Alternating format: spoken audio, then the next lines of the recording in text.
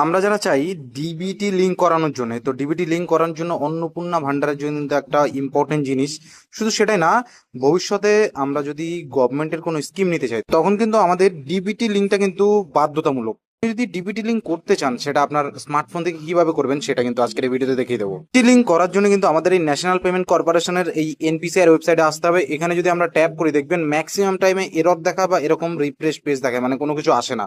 তো আরো একটা ওয়েবসাইট রয়েছে, সেখান থেকে কিন্তু আপনি দারুণভাবে এই ডিপিটি লিঙ্কটা করিয়ে নিতে পারেন। এর জন্য আমাদের চলে আসতে হবে যে কোনো একটা ব্রাউজারে। আমরা এখান থেকে ক্রোম ব্রাউজার নিয়ে নিচ্ছি।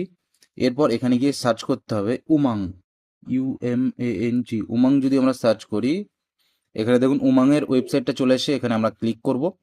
ক্লিক করার পরে কিন্তু অবশ্যই আমাদের এই তিনটে দাগে ট্যাপ করার পরে আমাদের লগ ইন বা রেজিস্টার করে নিতে হবে। আপনি যদি একদম নতুন হয়ে থাকেন তাহলে অবশ্যই কিন্তু রেজিস্টার করবেন। আর আমার যেহেতু অলরেডি করা রয়েছে রেজিস্টার, আমি এখান থেকে লগ ইন করে নিচ্ছি। লগ ইন করা হয়ে গেলে দেখুন এখানে সার্চ অপশন রয়েছে, এখানে ট্যাপ করুন আর এখানে লিখুন ADHAR, আধার লিখে জাস্ট আপনাকে সার্চ করতে হবে। সার্চ করলে অনেকগুলো অপশন চলে আসবে। এরপর দেখুন এখানে দেখাবে ভারত আধার সিডিং এনেবেল। আমরা এই ভারত আধার সিডিং এর উপর ট্যাপ করব। এরকম আধার সিডিং এর যদি অপশন আসে, এই আধার সিডিং নিউ যে লেখাটা এর উপরে ট্যাপ করুন। এখানে অনেকের নাও খুলতে পারে, দেখবেন উপরের দিকে পপ আপ নামে একটা অপশন থাকবে, পপ আপ ব্লক করা থাকে অনেকের, ওটাকে অ্যালাউ করে দেবেন জাস্ট। এরপর দেখুন আধার সিডিং ওয়েবসাইটে আমরা চলে আসলাম। এখানে দেখুন ওয়েলকাম টু আধার সিডিং দেখাচ্ছে। এখানে ট্যাপ করে এই তিনটে ডটে ট্যাপ করে এখানে দেখুন আধার সিডিং নামে একটা অপশন থাকবে। এরপর গিয়ে এখানে আপনার আধার নাম্বার সিডিং অপশনে ট্যাপ করতে হবে।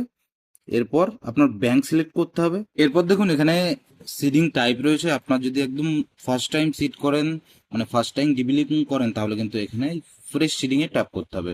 এরপর আপনার যে ব্যাংকের অ্যাকাউন্ট নাম্বার রয়েছে এই দুটো এখানে সেম অ্যাকাউন্ট নাম্বার দিতে হবে। এরপর এগ্রিতে ট্যাপ করতে হবে। এরপর দেখুন এখানে কিছু ক্যাপচার আসবে, ক্যাপচারটা আপনি ইনপুট করে সাবমিট করলে একটা ওটিপি আসবে। আর ওটিপিটা আসলেই কিন্তু কমপ্লিট হয়ে যাবে আপনার আধার সিডিং ডিবিলিং করাটা। তো এইভাবে কিন্তু আপনি আপনার স্মার্টফোন থেকে ডিবিলিংটা করে নিতে পারেন।